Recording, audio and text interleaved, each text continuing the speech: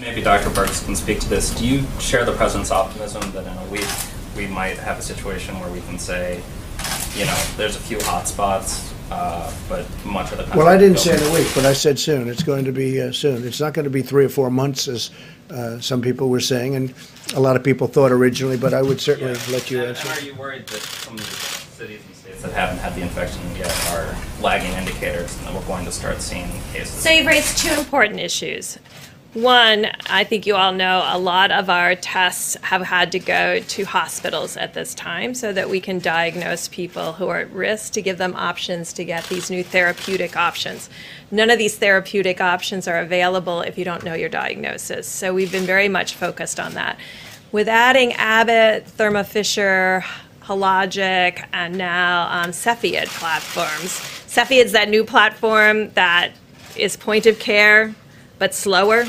So, you know, you've got to match the throughput, the need to what kind of equipment you have. Now that we have all those platforms moving simultaneously, we can go back to doing case finding and surveillance in the areas that have the most lower numbers, as well as doing mitigation more aggressively in the places that have higher numbers.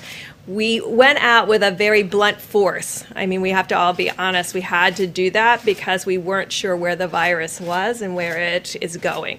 I think over this week, we're concentrated on figuring out exactly where the virus is and making projections about where it's going and the impact of our mitigation pieces. We learned this in tackling epidemics around the world. You have to focus the resources and the intervention and the structural prevention interventions in the areas where the virus is circulating.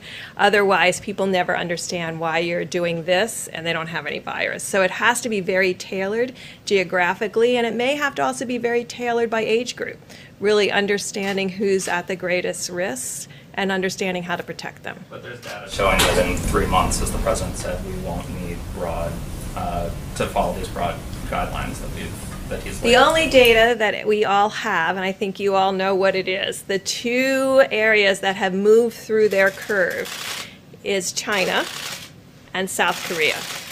So those are the two countries that we're learning from. Those were 8 to 10 week curves. Each state in each hotspot in the United States is going to be its own curve because the seeds came in at different times. So Washington State is on their curve. They're about 2 weeks ahead of New York. And so each of these have to be done in a very granular way to really understand where we are. And it's the charge that the President has given us, is to use all of our data analytics and all of our data inputs to really define those issues about where the virus is, where is it going, and what predictions we can make about where we are in that bell-shaped curve.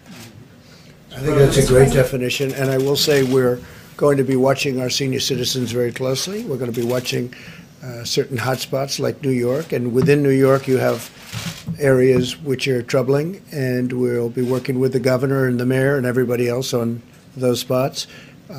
But at the same time, at a certain point, we have to get open and we have to get moving. We don't want to lose these companies. We don't want to lose these workers. We want to take care of our workers. So we'll be doing something, I think, relatively quickly, but we've learned a lot during this period. This was a very necessary period. Tremendous information was gained, but we can do two things at one time. You know, and again, I say we have a very active flu season, more active than most. It's looking like it's heading to 50,000 or more deaths, not cases, 50,000 deaths, which is, that's a lot. And you look at automobile accidents, which are far greater than any numbers we're talking about. That doesn't mean we're going to tell everybody no more driving of cars. So we have to do things to get our country open. But this has been an incredible period of learning, and we'll have announcements over the next fairly short period as to the timing.